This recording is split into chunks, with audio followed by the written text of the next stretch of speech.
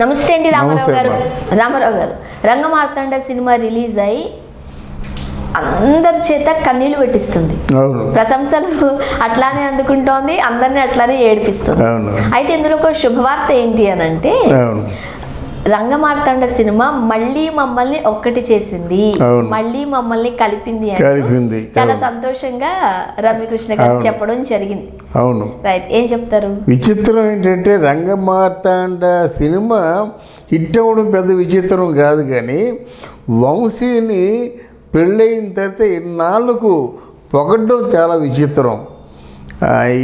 ఎవరో ప్రశ్న అడిగితే రంగమార్తాండ సినిమా నన్ను బాగా కదిలించింది, నేను వంశీని ఎప్రిషియేట్ చేయకుండా ఉండలేకపోతాను, వంశీ ఆ టాలెంట్ మళ్ళీ చూపించాడు, నేను అదే కోరుకుంటున్నానని చెప్పింది. అంతే కదా, సినిమా అంత బాగా హిట్ అయినడితే నేను అదే కోరుకుంటున్నానని చెప్పింది. రంగమార్తాండ సినిమా వంశీ తాలూకు క్రియేటివిటీకి పెద్ద తార్కాణం. నేను నట సామ్రాట్ సినిమా కూడా చూశాను, అంటే గుజరాతీ సినిమా, మరాఠీ సినిమా, అది ఏది దాని పేరు నట సామ్రాట్, నానా పటేకర్ చేశాడన్నమాట. చూస్తే నానా పటేకర్ కంటే, అందులో బ్రహ్మానందం క్యారెక్టర్ కంటే ప్రకాష్ రాజు తర్వాత బ్రహ్మానందం చేశారు. ఎంత బ్రహ్మానందంకి ఎక్కడ అంత టాలెంట్ ఉందో తెలియదు, కానీ అంత బాగా చేశాడు బ్రహ్మానందం. అలాగే ప్రకాష్ రాజు చేస్తాడని తెలుసు, కానీ నానా పటేకర్తో ఈక్వల్గా చేస్తాడని నాకు తెలియదు. అది ఎందుకంటే హైట్స్కి వెళ్ళిపోయాడు అన్నమాట.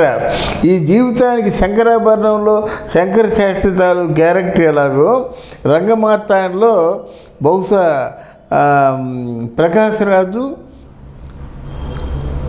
బ్రహ్మానందం మిగిలిపోతారు. తర్వాత ఈ అమ్మాయి ఒకటి రమ్యకృష్ణ. మొదట్లో రమ్యకృష్ణ అసలు ఈ క్యారెక్టర్ టబ్బు కానీ ఇంకెవరైనా అట్లాంటి ఆ రేవతి కానీ ఇట్లాంటి ఆడవాళ్ళు నదియా కానీ ఇట్లాంటి వాళ్ళు వేస్తే ఎలాగుంటుంది, కొంచెం డిగ్నిఫైడ్గా ఉంటుంది కదా అని వంశీ చెప్పినప్పుడు లేదు నేను వేస్తానులేండి అని చెప్పిందట. ఆ రేంజ్ అందుతుందా అనేటువంటి డౌట్ అంటే లేదు, మీరు ఎంత ఎక్స్పెక్ట్ చేస్తే అంత నేను ఇస్తానని చెప్పిందట. సరే ఎక్స్పెక్టేషన్ సరే, డైలాగులు లేవు నీకు అంటే కళ్ళతోనే భావాలు పరికించాలి, మీ ఇష్టం, కళ్ళతో కాదు, అసలు ఏం చేయమంటే అది చేస్తానని చెప్పేసి ఆవిడ ధైర్యంగా దిగిందట. ఆ దిగినందుకు Ramya Krishna she gave 150% out of 100, అంటే 150% పెర్ఫార్మెన్స్ని ఇచ్చిందన్నమాట. అదే ఓవరాల్గా ఏమైందంటే ఆయన క్రియేటివిటీ మీద అప్పుడు తొలి రోజుల్లో గులాబీ సినిమా చూస్తున్నప్పుడు ఎవరు బైకు పాట విని చూసిన తర్వాత ఎలాగైతే మళ్ళీ మనసులో ఒక విధమైనటువంటి అనురాగం ప్రేమ కలిగిందో, మళ్ళీ ఇన్నాళ్ళ తర్వాత వంశీ మీద ఒక అనురాగం ప్రేమ, ఒక దాన్ని ఏమంటారు మెప్పుకోలు, ఇవన్నీ వచ్చాయన్నమాట. ఈ రంగమార్తాండ సినిమా అంటే ఆ వయసు మళ్ళిన వాళ్ళ తాలూకు మనోభావాలు భావోద్వేగాలకు నిలయం కాబట్టి వీళ్ళకి కూడా ఇంచుమించు ఆ ఏజ్ వచ్చింది కనుక వీళ్ళు కూడా ఒకటయ్యారని మనం చెప్పచ్చు. ఓకే సార్, జనరల్గా కొన్ని సినిమాలు కొంతమందిని కలుపుతూ ఉంటాయి, కొంతమందిని విడదీస్తూ ఉంటాయి. అవునవునవును, రైట్ సార్. రంగమార్తాండ మరలా వీళ్ళిద్దరిని కలిపిందని అనుకోవాలి. ఇద్దరి మధ్య ప్రేమానురాగాలు పెరిగాయి. ఎందుకంటే అక్కడ ఏం చేశారంటే రంగమార్తాండలో పిల్లలు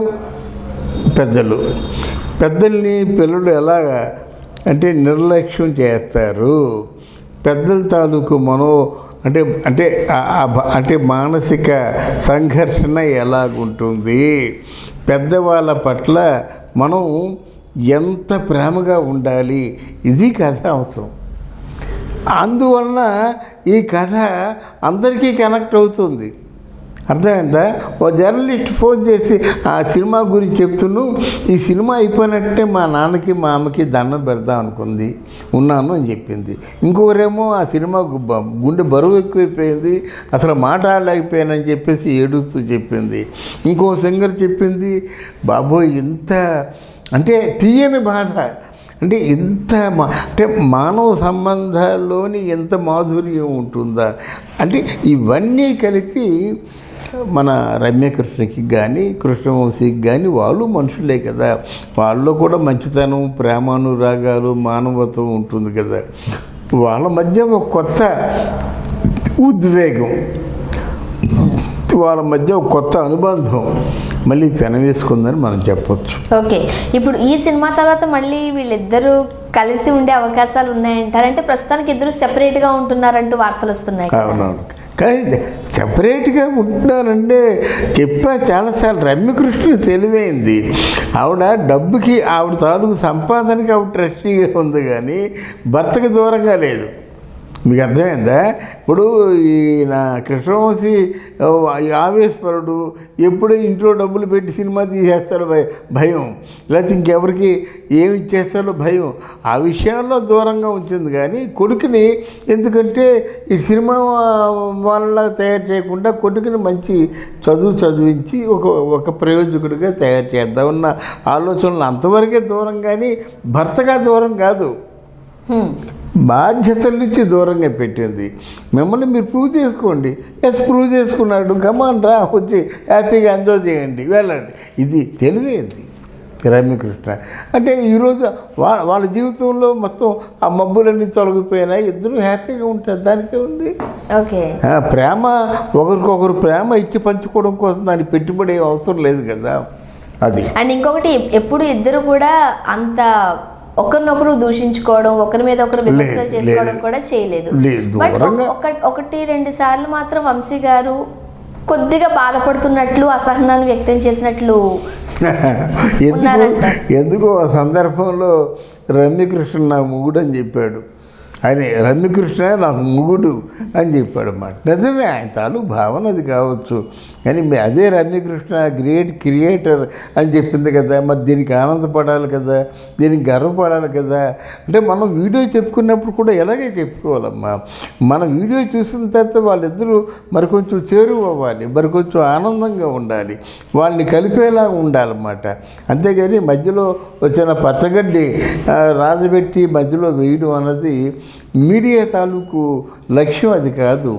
మీడియా చూసిన తర్వాత ఎస్ మన తాలూకు బాధ్యత ఇది, మనం ఇది చెయ్యాలి అనేటువంటి సంకల్పం వాళ్ళు కలగాలి, వాళ్ళకి మంచి జరగాలని నా ఉద్దేశం. సో ఇప్పుడు రంగమార్తాండతో లేకపోతే రంగమార్తాండ పుణ్యమా అని కూడా అనుకోవచ్చు. అవును. సో వీళ్ళిద్దరు హృదయాన్ని కదిలించింది అంటారు మీరు ఫైనల్గా? డెఫినెట్గా అమ్మా. అంటే మెలో డ్రామాలో ఉన్న గొప్పతనం అది కదా. హృదయాన్ని ఎంత హృదయం కదిలించకపోయినట్టయితే కళ్ళు చెమరుస్తాయి, కళ్ళమ్మటి నీళ్ళు వచ్చాయంటే ఊరికే రావు కదా. అయితే చాలా ప్రక్రియ లోపల జరిగిన తర్వాత కళ్ళమ్మటి నీళ్ళు వస్తాయి. Thank you so much. Thank you అమ్మా, థ్యాంక్ యూ.